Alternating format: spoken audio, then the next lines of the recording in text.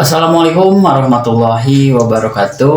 Halo teman-teman semua, kembali lagi dengan saya Saifuddin dalam video etika Islam kali ini.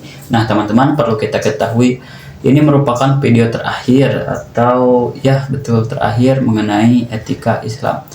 Nah pada kesempatan kali ini saya akan membahas atau membawakan sebuah materi mengenai aktualisasi akhlak dalam kehidupan sehari-hari.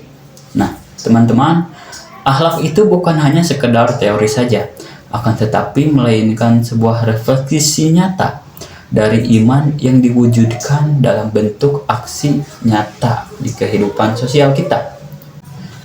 Berbicara mengenai aktualisasi merupakan perwujudan potensi yang menjadi sebuah aksi nyata. Nah, karena Rasulullah SAW menegaskan dalam hadisnya itu bahwa misi utama beliau adalah menyempurnakan akhlak manusia. Karena keberhasilan dakwah Islam itu diukur dari seberapa baik moralitas umatnya. Nah, teman-teman semua, kita akan membagi aktualisasi ini menjadi 5 dimensi atau 5 bagian. Nah, dimensi yang pertama yaitu hubungan kita dengan Allah atau sering kita kenal dengan istilah habdum minallah.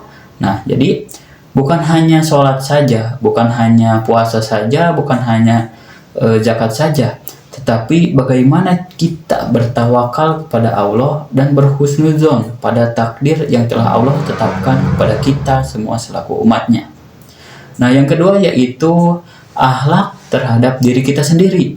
Nah, yang seperti mana? Ini mengenai integritas kita, mengenai prinsip kita sebagai seorang insan yang baik. Apakah kita ini sudah berperilaku jujur? Apakah kita ini sudah berperilaku sabar ketika ditimpa cobaan? Apakah kita telah memuhasabah diri kita untuk menjadi seorang pribadi, seorang individu yang lebih baik ke depannya? Nah, itu terdapat pada diri kita masing-masing. Nah, yang ketiga yaitu dimensi dengan keluarga. Jadi, standar kebaikan seseorang itu diukur bagaimana cara ia memperlakukan keluarganya sendiri. Seperti seorang anak yang birrul walidain kepada orang tuanya, dan orang tua yang memperlakukan anaknya sebagai penuh rasa cinta, penuh rasa kasih sayang. Nah, yang keempat yaitu harmoni sosial. Nah, aktualisasi ini terlihat dari bagaimana baiknya kita kepada orang lain. Seperti kita ringan tangan atau sering menolong orang lain, menjaga lisan kita, tidak berbuat ghibah. Nah, intinya kita ini harus berbuat baik dan memiliki nilai kebermanfaatan bagi orang-orang yang berada di sekitar kita. Nah, yang terakhir atau yang kelima yaitu dimensi terhadap lingkungan kita. Jadi, sebagai khalifah di muka bumi ini, kita itu dilarang untuk merusak alam, apalagi mencemarinya. Karena banyak orang-orang yang tidak bertanggung jawab merusak alam kita, seperti membuang sampah sembarangan, membuang limbah ke sungai, atau bahkan membabat hutan tanpa adanya reboisasi.